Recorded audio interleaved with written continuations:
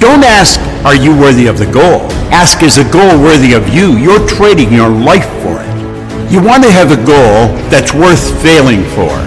An ideal is an idea that you have fallen in love with.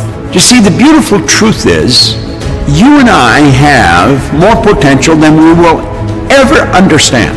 We've got phenomenal powers. Intuition is an intellectual factor.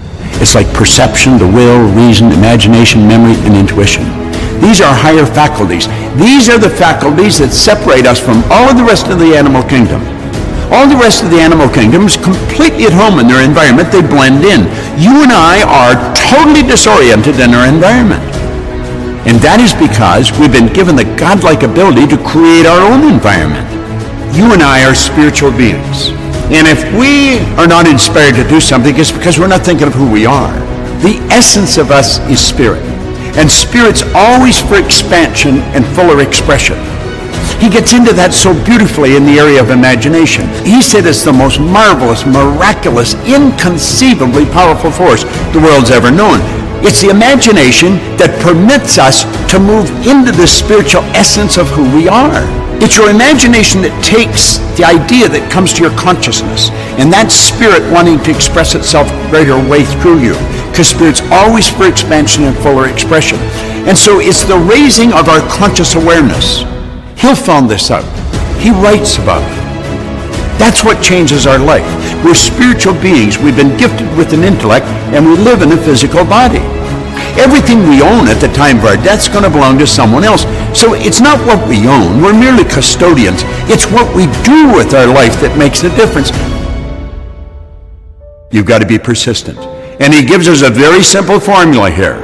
He said there are 4 simple steps which lead to the habit of persistence. Number 1, a definite purpose backed by a burning desire for its fulfillment.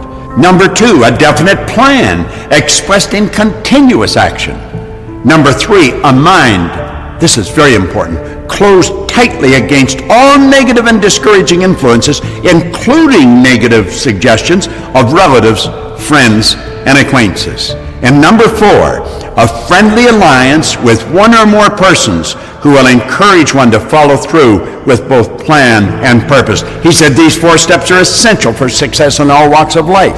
When you start studying Napoleon Hill's work, and you really start to get into the spirit of it, you're going to be inspired, because that's what inspiration is. It's in spirit. And get into the spirit of his work.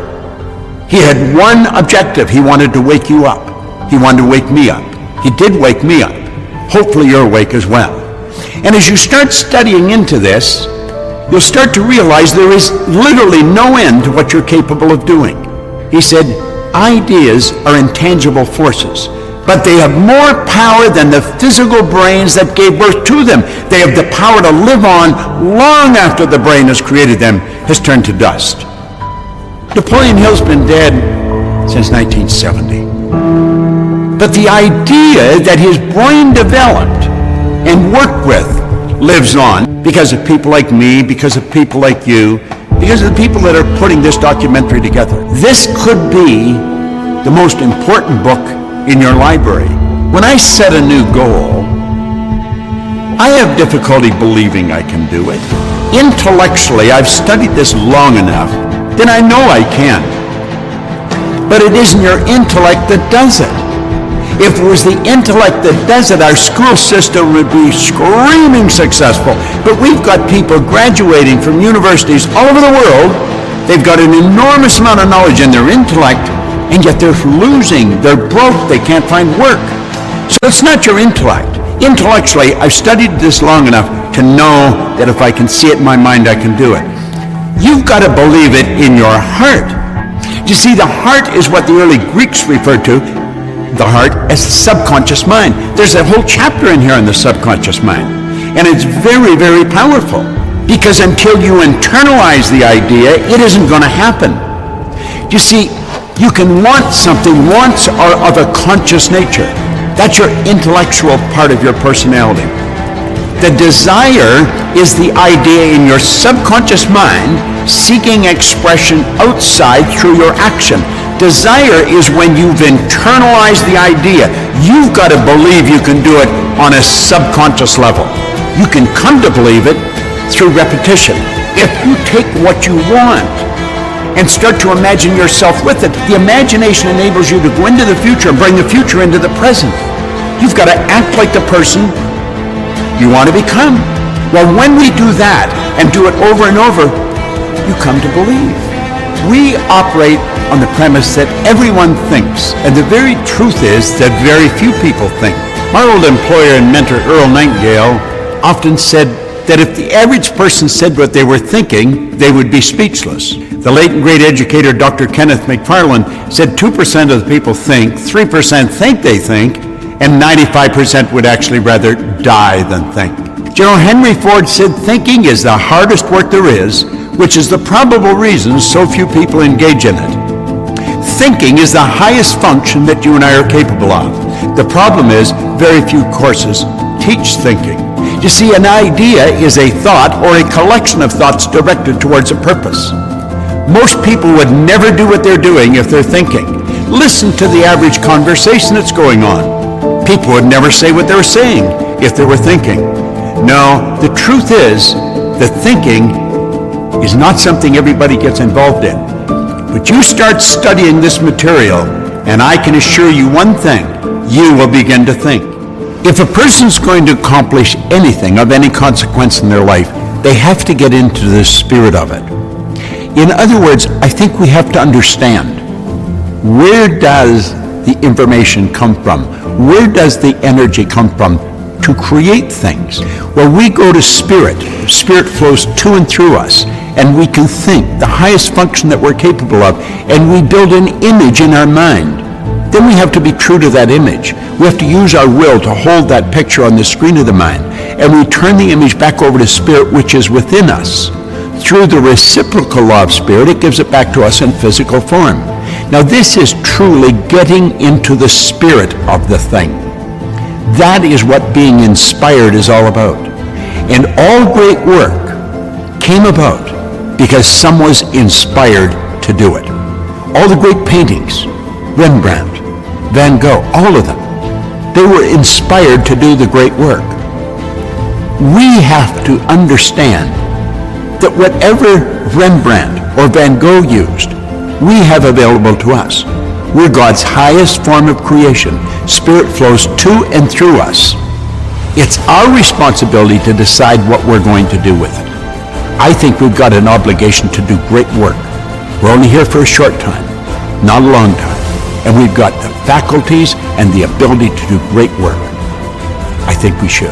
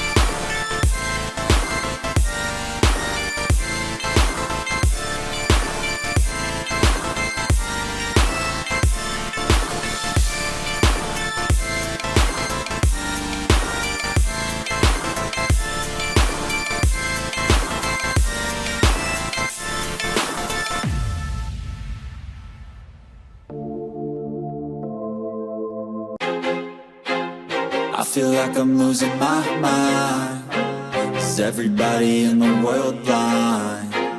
Please, Lord, give me a sign, a sign.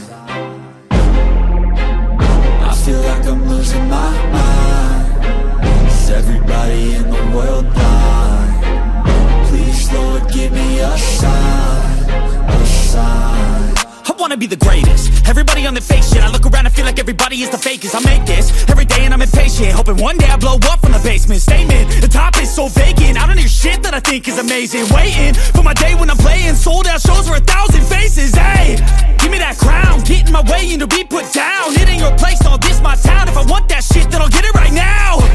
I'm losing it, the noose it fits, I'm losing shit, a stupid myth. You choose to live or choose to dip, you choose to fight or lose your grip and lose a gift. I feel like I'm losing my mind. Is everybody in the world blind?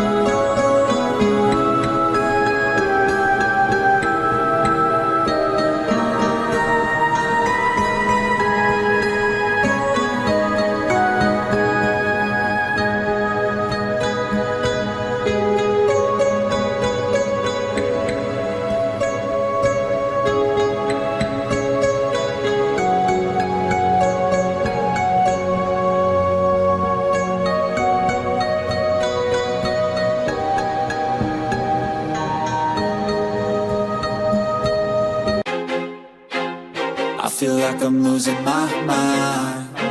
Is everybody in the world blind? Please, Lord, give me a sign, a sign.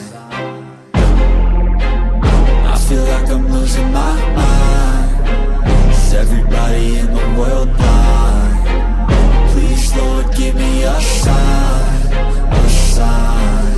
I wanna be the greatest. Everybody on the fake shit, I look around and feel like everybody is the fakest. I make this every day and I'm impatient, hoping one day I blow up from the basement. Statement, the top is so vacant, I don't hear shit that I think is amazing. Waiting for my day when I'm playing sold out shows for 1,000 faces. Hey, give me that crown, get in my way and to be put down. It ain't your place, no, this my town. If I want that shit, then I'll get it right now. I'm losing it, the noose it fits, I'm losing shit, a stupid myth. You choose to live or choose to dip, you choose to fight or lose your grip and lose a gift. I feel like I'm losing my mind. Is everybody in the world blind?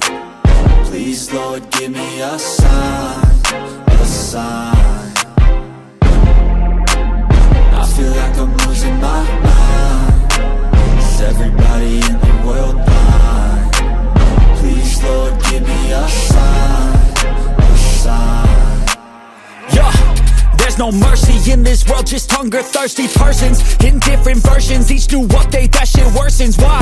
Pull back the curtain and you'll see the different vermin. We all have different burdens that all seem to cause disturbance. Yo, so do me a favor, don't treat me like a neighbor. Don't need the different flavors of your problems just to savor.